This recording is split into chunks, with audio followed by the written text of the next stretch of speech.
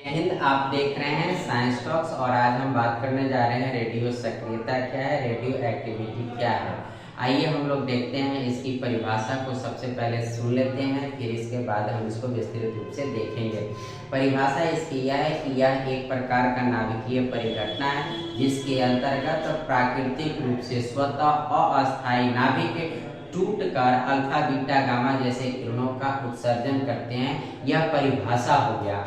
इसके अलावा अगर हम लोग देखें कि रेडियो सक्रियता की खोज किसने किया था, तो रेडियो सक्रियता की खोज हेनरी बैकरल महोदय ने 1896 में 1896 ईस्वी में किए थे। जबकि अगर हम लोग देखें कि रेडियो सक्रिय पदार्थ की खोज किसने किया था, तो ये मैडम क्यूरी और पियरे क्यूरी ने 1898 में यानी 98 में पोलोनियम नाम के रेडियो सक्रिय पदार्थ की खोज किए थे। उसके बाद अगर हम लोग देखें कि रेडियो सक्रिय पदार्थ से जो उत्सर्जित किरणें हैं, उस किरणों का नाम अल्फा बीटा गामा और इस किरणों की खोजकर्ता कौन थे, तो ये रदरफोर्ड महोदय थे जो 1962 में इसकी खोज किए थे। फिर देखें कि रेडियो सक्रिय पदार्थ का उदाहरण तो पोलोनियम, रेडियम, यूरेनियम, थोरियम ये सब देखते हैं। भारत दुनिया का सबसे ज्यादा थोरियम का रिजर्व रखने वाला देश है। तो इन सारी बातों को हम लोग देखेंगे, समझेंगे। तो आइए इसको सबसे पहले हम लोग इसकी परिभाषा जो है रेडियो सक्रियता की, उसको हम लोग समझते हैं। रेडियो सक्रियता क्या है इसको हम लोग देखते हैं। तो रेडियो सक्रियता की अगर हम लोग ये बात करें तो ये एक नाभिकीय घटना है। क्या है? नाभिकीय घटना है। तो ये नाभिकीय घटना है। हम लोग ये पहला पॉइंट इसके बारे में देखें। तो सबसे पहले अगर नाभिकीय घटना है तो हमको यह समझना पड़ेगा कि नाभिक होता क्या है, और नाभिक के बारे में जब हम लोग समझ जाएंगे तब हम लोग ये भी देख लेंगे कि यह नाभिकीय सक्रियता क्या है, रेडियो सक्रियता क्या है, इसको बहुत आसानी से समझ लेंगे। ये हमारा एक नाभिक है, ठीक है ना। ये नाभिक किसका है? परमाणु का नाभिक है। सभी पदार्थ परमाणुओं से मिलकर बने होते हैं और परमाणु की संरचना जो होती है वो इस प्रकार होती है कि चारों तरफ इलेक्ट्रॉन की कक्षाएं होती है और उसके केंद्र में एक नाभिक होता है और उस नाभिक का निर्माण प्रोटॉन और न्यूट्रॉन से होता है। अगर हम लोग इस नाभिक में देखें कि कौन से कण पाए जाते हैं, तो इसमें प्रोटॉन पाए जाते हैं, न्यूट्रॉन। प्रोटॉन जो होता है वह धनावेशित होता है, ठीक है ना, और न्यूट्रॉन जो होता है वह उदासीन होता है। उदासीन का मतलब होता है उस पर कोई भी आवेश नहीं होता है, जबकि धनावेशी अगर यानी प्रोटॉन धनावेशित है यानी वो प्लस होंगे, ठीक है। तो यानी हमारा अगर देखें तो एक नाभिक के अंतर्गत क्या होते हैं? प्लस चार्ज होते हैं, ठीक है ना। अब यहाँ पर एक आवेश की आप देखे होंगे प्रॉपर्टीज, ठीक है ना।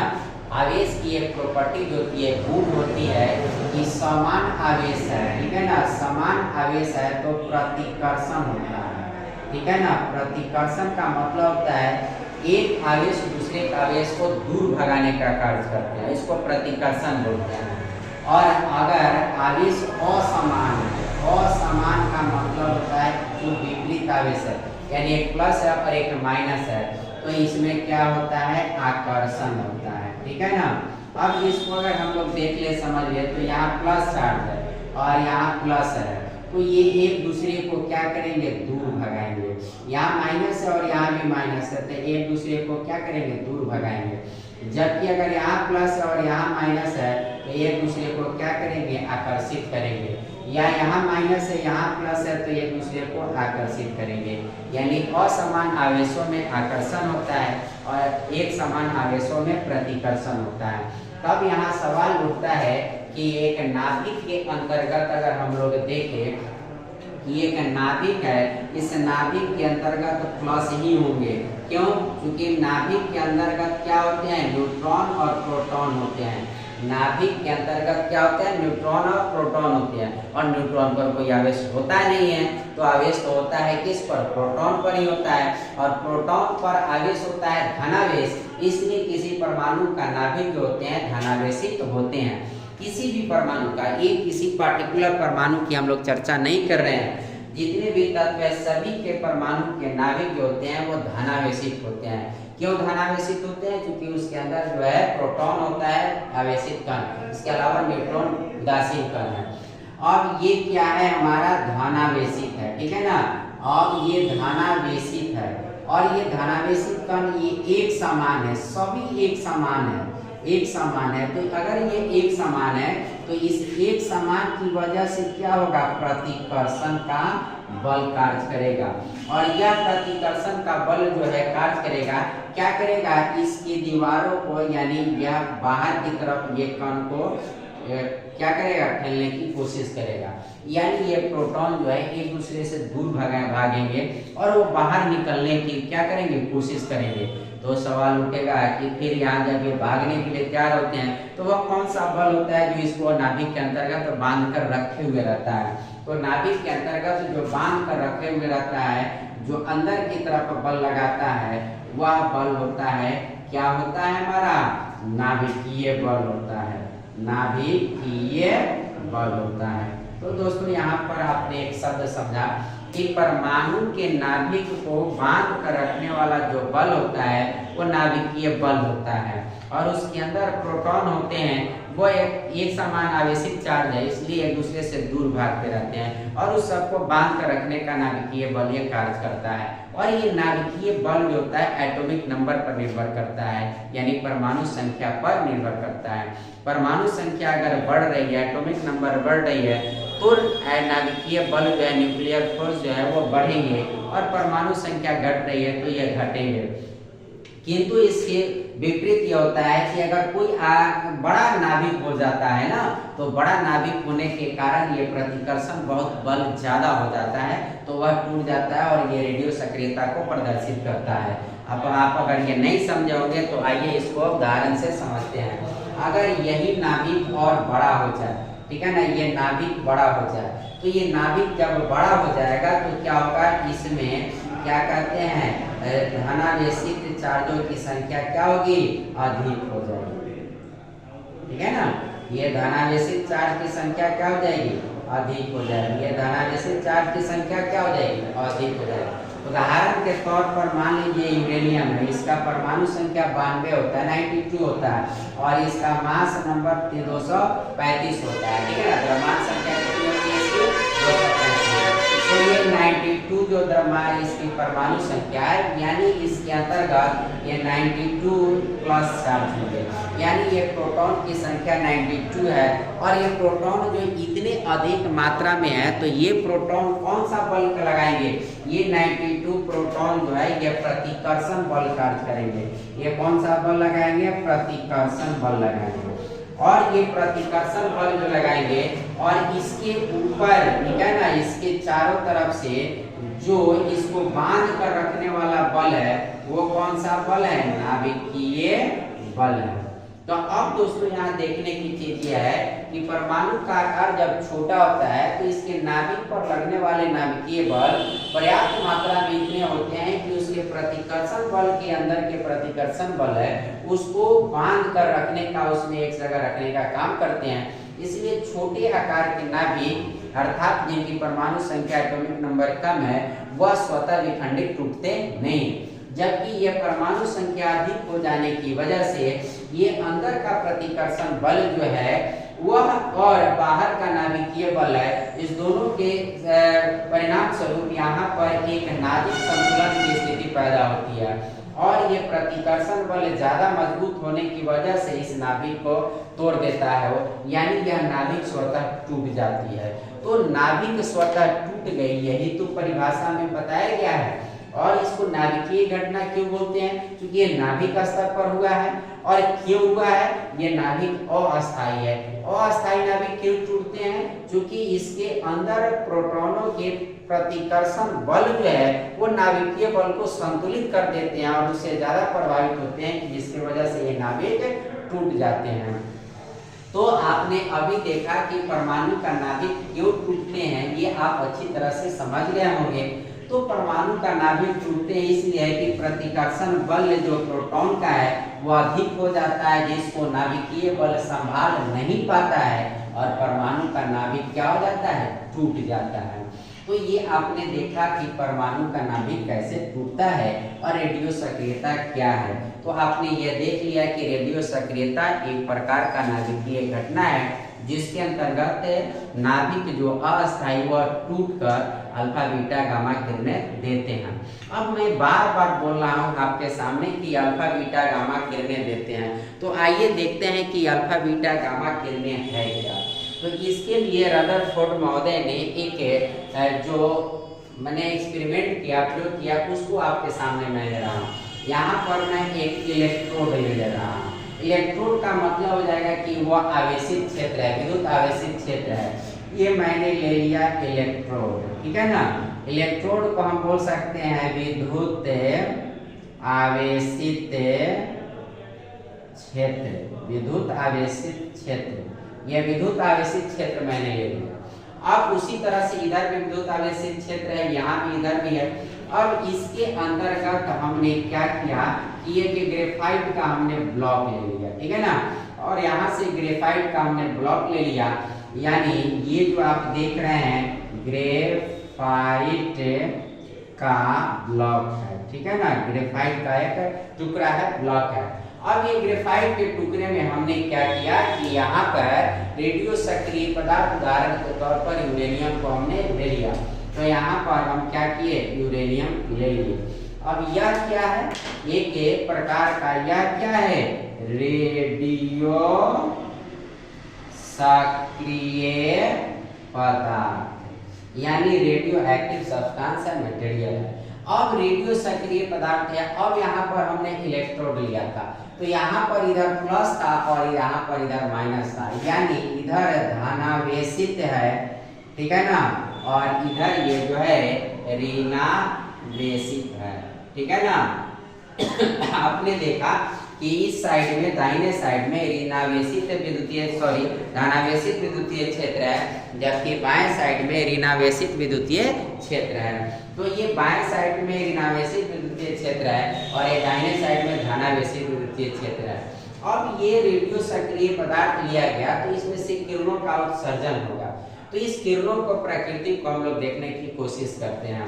तो ये किरणों का उत्सर्जन होगा, तो हम लोग देखेंगे कि कुछ किरण जो था वह ऊपर की तरफ चला गया सीधा, ठीक है ना, ये ऊपर की तरफ चला गया।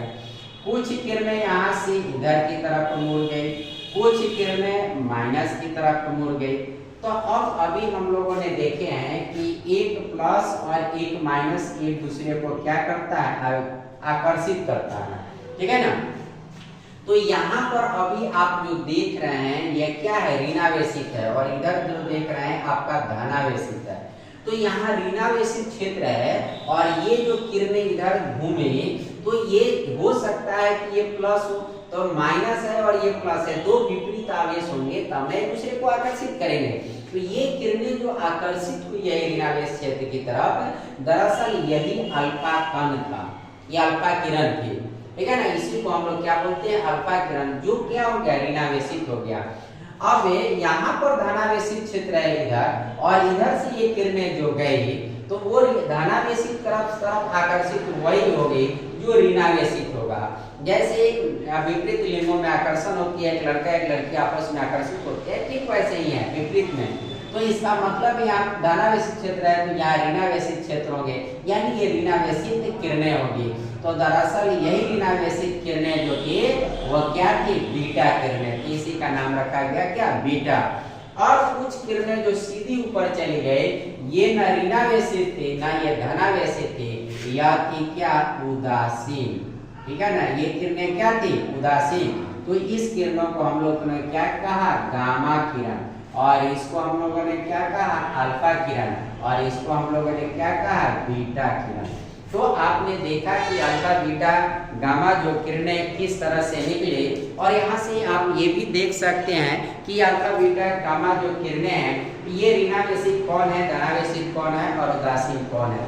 आप देखेंगे इस प्रयोग में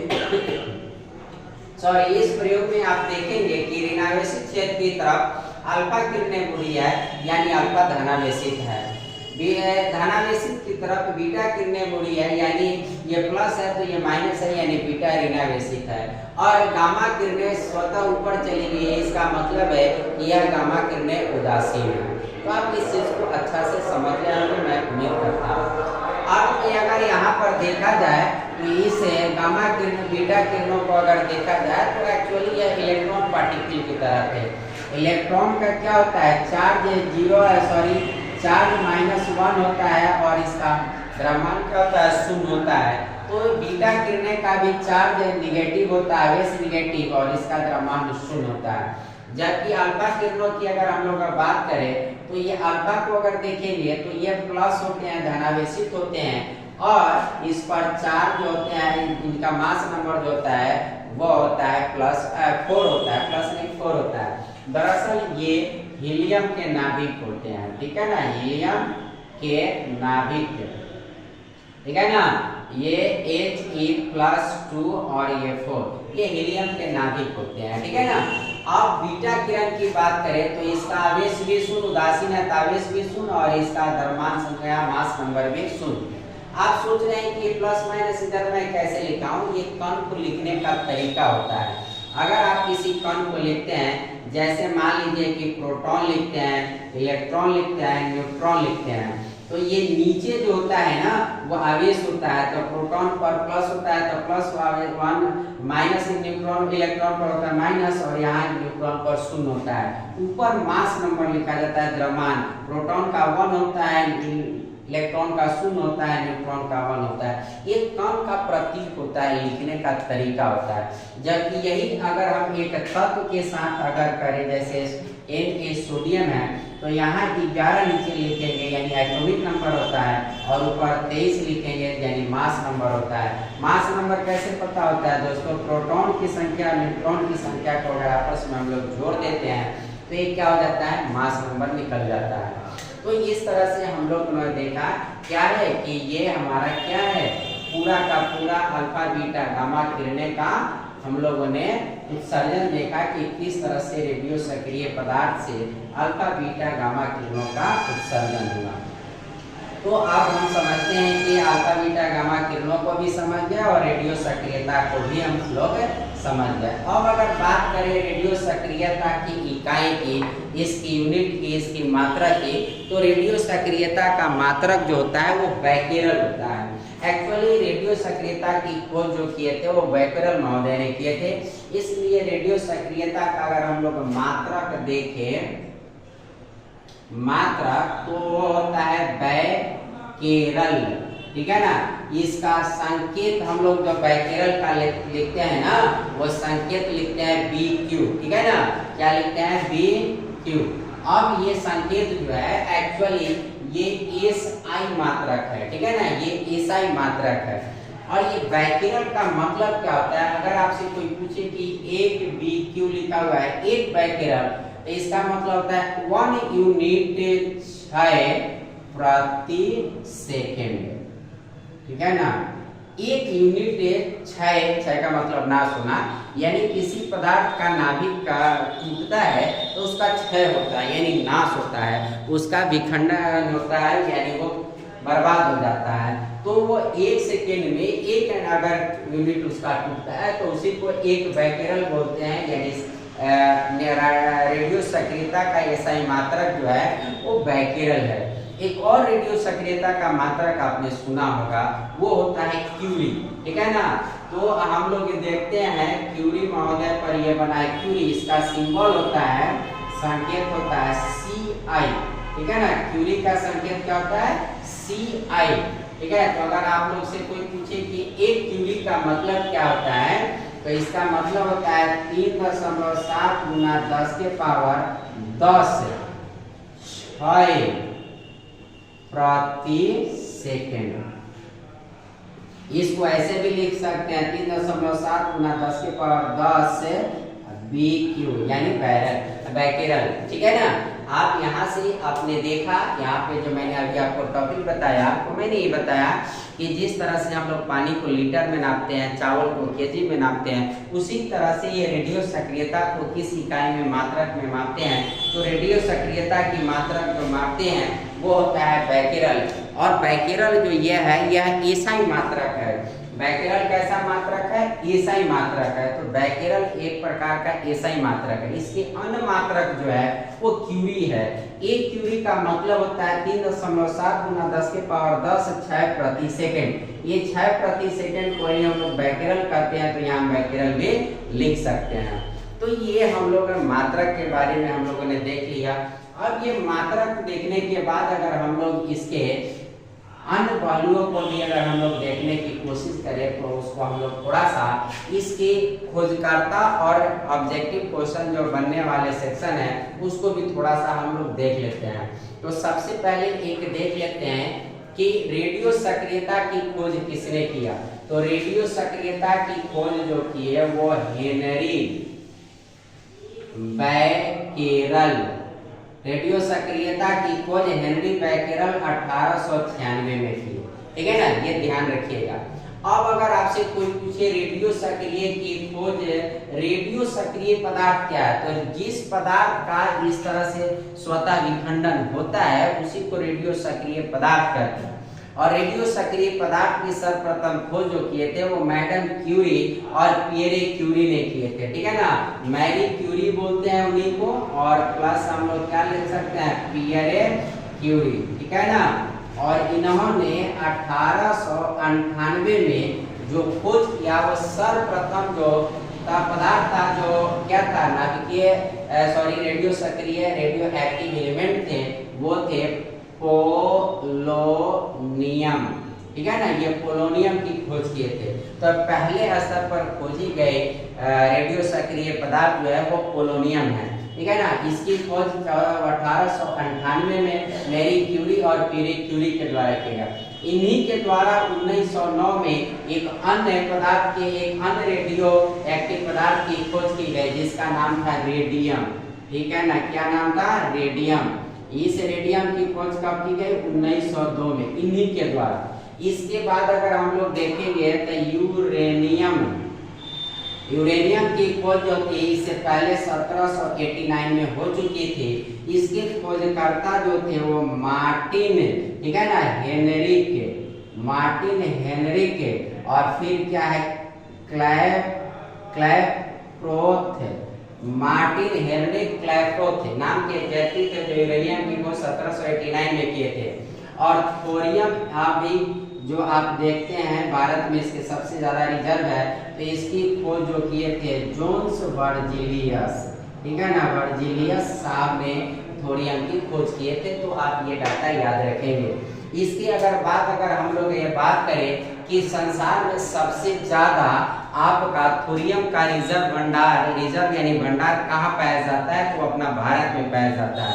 तो ये ध्यान रखेंगे कि वर्ल्ड्स लार्जेस्ट रिजर्व जो थोरियम का है वो हमारे इंडिया में है, सबसे ज्यादा इसके भंडार भारत में थोरियम के हैं। उसके बाद अगर हम लोग ये टॉपिक की और बात करें कि अक्सर सुनते होंगे झारखंड का एक जगह है जादूगोड़ा। आपके झारखंड का एक जगह है जादूगोड़ा। अब ध्यान रखेंगे यहाँ से क्या निकाले जाते हैं, तो यूरेनियम का उत्पादन किया जाता है जो रेडियो एक्टिव एलिमेंट है, तत्व है, पदार्थ है। तो यूरेनियम का यहाँ से उत्पादन किया जाता है। तो इसके बाद अगर हम लोग ये बात करें कि जो अल्फा बीटा गामा किरणें की हम लोगों ने जो बात किया है, तो ये अल्फा बीटा गामा जो किरणें हैं इसकी खोज सबसे पहले किसने किया था, तो ये ध्यान रखिएगा 1962 में रदरफोर्ड महोदय ने अल्फा बीटा गामा यानी रेडियो सक्रिय जो किरणें हैं इसकी खोज उन्होंने कब किया था, 1962 ईस्वी में इन्होंने किया था, रदरफोर्ड महोदय ने किया था। किसकी खोज, रेडियो सक्रिय किरणें को। एक सवाल यहाँ भी पूछा जाता है कि बैकेरल किरणें क्या है, तो बैकेरल किरणें इसी रेडियो सक्रिय यानी अल्फा बीटा गामा किरणों को कही जाती है। ठीक है ना, तो बैकेरल किरणें भी यही है, रेडियो सक्रिय किरणें भी यही है, जिसकी खोज 1962 में रदरफोर्ड के द्वारा की गई। तो आपको मैं एक बार और समराइज कर दे रहा हूँ पूरी बातों को एक बार संक्षेप में कि रेडियो सक्रियता क्या है। अगर हम लोग बात करें इसकी तो यह एक नाभिकीय परिघटना है जिसके तहत प्राकृतिक रूप से स्वतः नाभिक जो अस्थायी है टूटकर अल्फा बीटा गामा जैसी किरणों का उत्सर्जन करते हैं। उसके बाद अगर हम लोग बात करें कि रेडियो सक्रियता की खोज किसने किया, तो हेनरी बैकेरल 1896 में किए। फिर रेडियो सक्रिय पदार्थ जो सबसे पहली बार खोजी गई वो पोलोनियम थी, जिसकी खोज क्यूरी, मैडम मैरी क्यूरी और पियरे क्यूरी ने 1898 में किए। फिर सर्वप्रथम ये जो खोजी गई, इसके बाद अगर हम लोग देखेंगे पियरे और क्यूरी महोदय ने, जो पति पत्नी थे, इन्होंने रेडियम नाम के भी धातु की ये पदार्थ की रेडियो सक्रिय पदार्थ की खोज 1902 में किए। और फिर इसके बाद अगर देखते हैं तो यूरेनियम की खोज भी इससे पहले ही हो चुकी थी 1789 में मार्टिन हेनरी के क्लैरक्रोथ के महोदय के द्वारा। फिर इसके बाद अगर देखें रेडियो सक्रिय किरणों की खोज तो रदरफोर्ड ने 1962 में किए और इसी रदरफोर्ड के किरणों की यानी रेडियो सक्रिय किरणों को बैकेरल किरणें भी कही जाती है। जादूगढ़ जो हमारा झारखंड का जगह है यूरेनियम उत्पादन के लिए प्रसिद्ध है, वर्ल्ड में सबसे ज्यादा थोरियम के भंडार हमारे भारत में पाए जाते हैं।